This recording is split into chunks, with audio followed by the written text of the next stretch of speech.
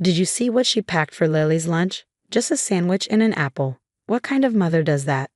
My mother-in-law's voice carried clearly through the kitchen window as I stood in the garden, frozen in place. She was talking to my sister-in-law, Amanda, probably thinking I couldn't hear them. I know, Amanda replied. And she's always working on her laptop while Lily does homework. No proper supervision at all. I gripped my gardening shears tighter, willing myself not to react. This wasn't the first time I'd overheard Margaret and Amanda criticizing my parenting, and it probably wouldn't be the last. My name is Emma Sullivan, and at 34, I'm apparently the worst mother in the world. At least according to my mother-in-law. I'd married her son David 5 years ago, becoming stepmom to then 7-year-old Lily. When David died in a car accident 2 years later, Margaret seemed to make it her life's mission to prove I was unfit to raise her granddaughter. I just don't understand why David didn't specify custody arrangements in his will, Margaret continued, her voice dripping with disapproval. Lily should be with real family, not someone who's practically a stranger. I quietly set down my gardening tools and walked inside through the front door, making sure to close it loudly enough for them to hear. The kitchen conversation immediately stopped. "Oh, Emma," Margaret plastered on her fake smile. "We were just discussing Lily's upcoming school play. Have you finished sewing her costume yet?" I met her gaze steadily. "The drama teacher is handling costumes this year, Margaret. As you'd know if you'd attended the parent meeting last week." Her smile tightened. Well, a proper mother would want to make her child's costume herself. Before I could respond, Lily bounded down the stairs, her long brown hair flying behind her. At 12, she was the perfect mix of her dad's quiet intelligence and an emerging confidence that sometimes surprised me. "Mom, can I show you something?" She clutched her beloved journal to her chest, eyes shining with excitement. "Of course, sweetheart." I followed her upstairs, grateful for the escape. Lily's room was her sanctuary, walls covered with her artwork and photographs. She sat cross-legged on her bed, patting the space beside her. "I wrote something new. Would you read it?" This was our ritual. Every few days, Lily would share pieces of her writing with me. Sometimes stories, sometimes poems, sometimes just her thoughts about life. I'd always encouraged her to express herself through writing, especially after losing her dad. "I'd love to."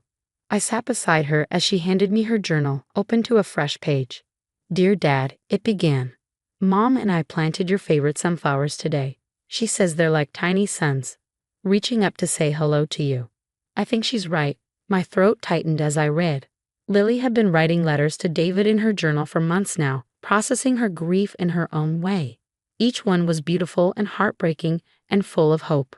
"It's beautiful, Lily," I said when I finished reading. "Your dad would love it." She beamed at me. Do you think I could write more? Like, maybe a whole book of letters?" "I think that's an amazing idea." I pulled her close, breathing in the familiar scent of her strawberry shampoo. "You can write anything you want." A sharp knock interrupted our moment. Margaret stood in the doorway, lips pursed. "Lily, dear, it's time for your piano lesson." "Emma, I'll take her today. You probably have work to do anyway." The way she said work made it sound like a character flaw. I bit back a retort, reminding myself that engaging would only make things worse. But Lily surprised us both. "Actually, Grandma, I want to stay home and write today. Mom's helping me with something important." Margaret's face darkened. "Writing? In that little book of yours? Lily, you need proper activities, not just scribbling all day. Your mother's letting you waste too much time on this nonsense." I felt Lily stiffen beside me. She clutched her journal tighter, and I saw something flash in her eyes. Determination, maybe even anger. "It's not nonsense," she said quietly but firmly. "I'm writing about Dad, about our family, about everything." Margaret stepped back as if she'd been slapped.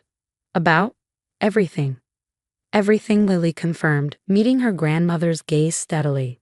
I watched this exchange with a mixture of pride and concern. Lily had never stood up to her grandmother before, and I could see Margaret was rattled. "Well," Margaret recovered quickly, "I'm sure whatever you're writing is nice.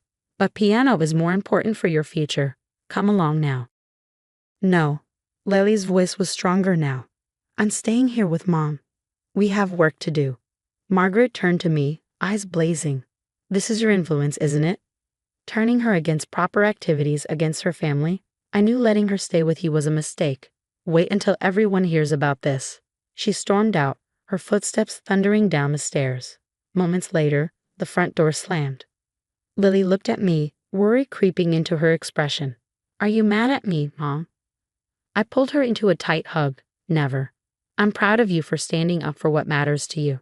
Grandma's going to tell everyone I'm becoming difficult, isn't she? Like she tells them you're a bad mom." My heart clenched. I hadn't realized Lily knew about Margaret's rumors. "Probably," I admitted. "But the truth has a way of coming out eventually." Lily nodded, opening her journal again. "That's why I'm writing everything down. Every single thing, because somebody needs to tell her real story." Looking at her then, I saw something I hadn't noticed before. A strength that went beyond her 12 years, a determination to set things right in her own way. I had no idea then that her journal would change everything, that her words would reach far beyond our little family drama. I just knew that my daughter was finding her voice, and that was worth all the rumors Margaret could spread. "Keep writing, sweetheart," I told her. "Tell her story exactly the way you see it." And she did. Oh, how she did. 3 months after Lily's confrontation with Margaret, things had gotten worse.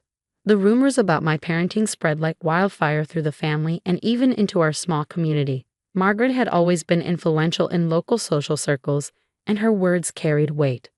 "I heard she leaves Lily alone until midnight while she dates men online," one mom whispered at school pickup.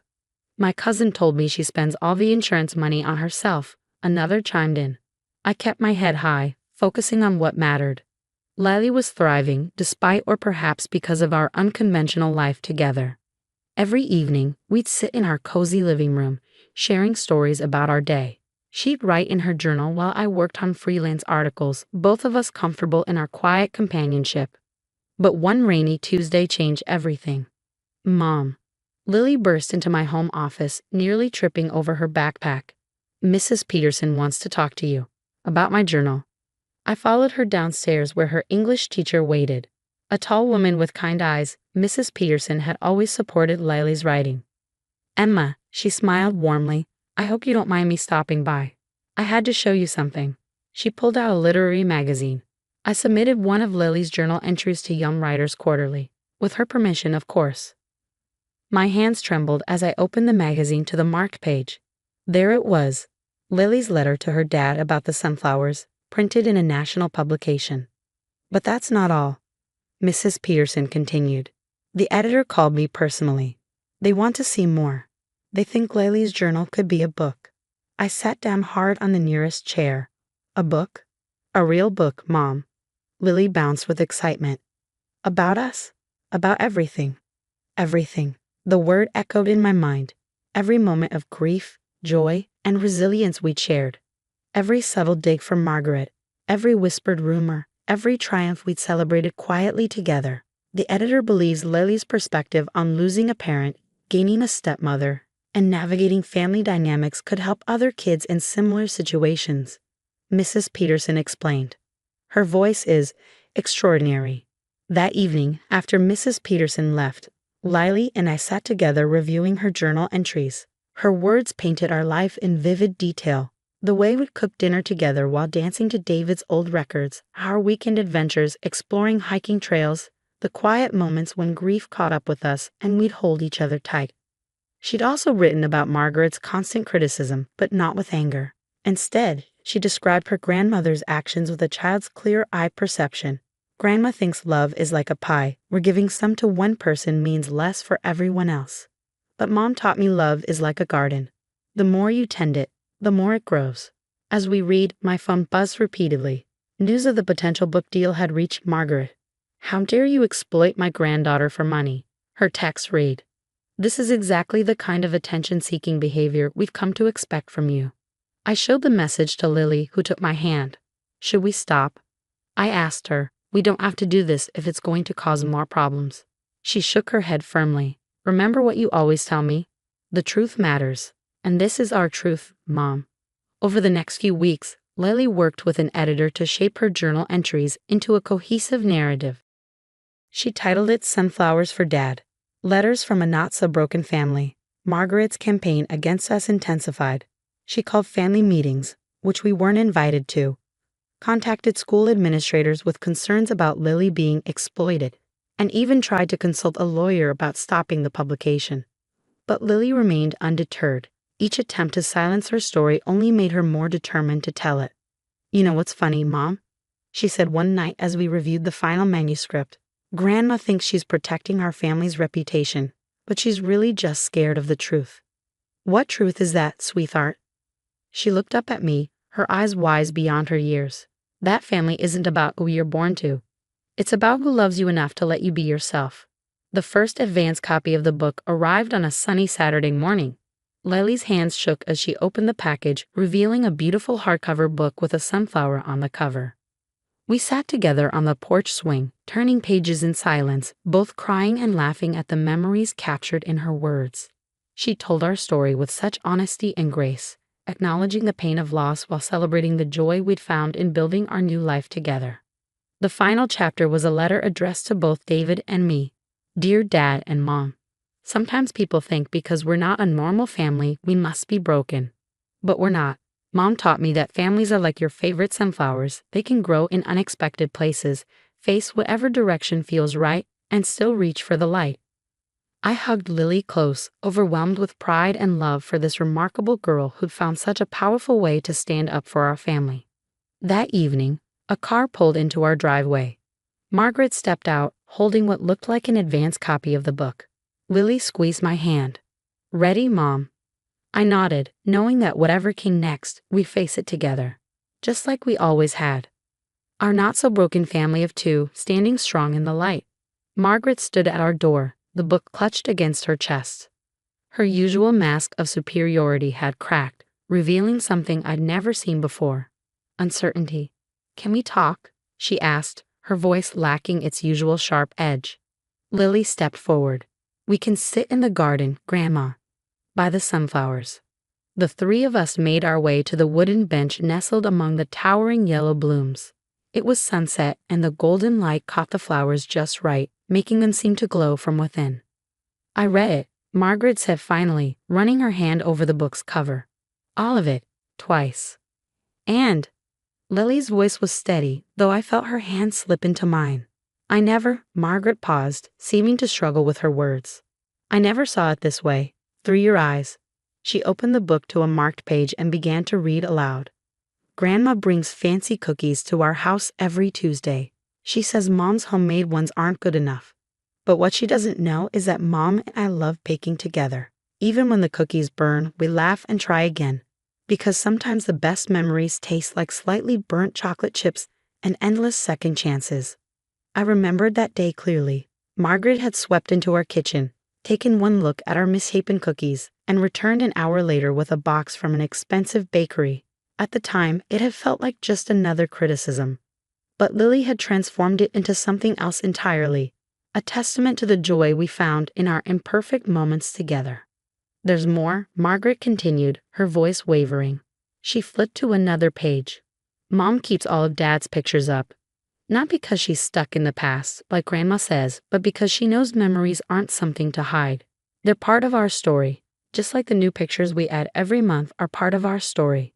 Our walls are like a map of love, showing where we've been and where we're going." Tears rolled down Margaret's cheeks now, dropping onto the pages. I thought I was protecting Lily, protecting David's memory, but I was wrong, wasn't I? Lily reached out and took the book from her grandmother's hands. "You know what Dad used to say about the sunflowers, Grandma? That they're brave because they keep turning toward the light, even on cloudy days." "He did love these flowers," Margaret whispered. "He planted them every spring. And now Mom and I plant them," Lily said. "Not to replace him, but to remember him.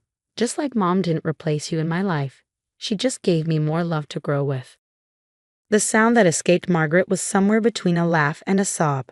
"When did you get so wise, little one?" "Mom says I get it from Dad." Lily smiled.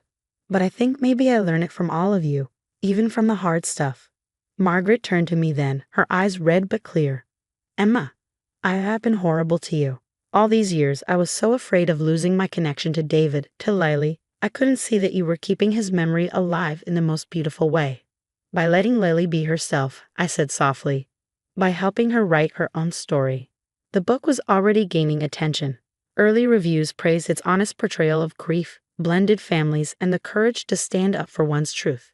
But sitting here, watching Margaret finally understand what Lily and I had built together, felt like the real victory. The book comes out next week, Lily told her grandmother. Will you come to the launch party? I'm doing a reading. Margaret looked surprised, then deeply moved. You'd want me there? After everything? You're part of our story too, Grandma. The hard parts and the good parts. They all matter. That evening, after Margaret left, Lily and I sat on the porch swing, watching the stars emerge. Do you think things will be different now? She asked. I think they already are, sweetheart. I kissed the top of her head. You've shown everyone that love isn't about being perfect. It's about being real. The book launch was held at our local library. The room was packed with family, friends, and members of the community who had once whispered behind our backs, but now listened intently as Lily read from her journal. Margaret sat in the front row, beaming with genuine pride. During the tea and a session, she stood up and addressed the crowd. My granddaughter and her mother have taught me that family isn't about who's right or wrong. It's about who stays and grows together through the hard times. Later, as we signed copies of the book, a young girl approached with her stepmom. Your story made me feel less alone, she told Lily. Less broken. Lily smiled and wrote a special message in her book. We're not broken, just growing in our own way, like sunflowers.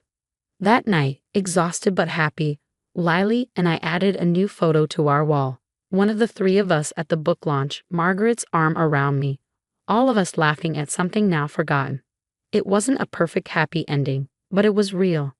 Our story still being written, one truth at a time. 6 months later, Sunflowers for Dad hit the bestseller list. But the real bestseller was The Change in Our Family. Margaret now came over to bake cookies with us, still slightly burnt. Shared stories about David without trying to own his memory, and learned to love our family for what it was rather than what she thought it should be. And every spring, we all plant sunflowers together, watching them grow toward the light, just like us.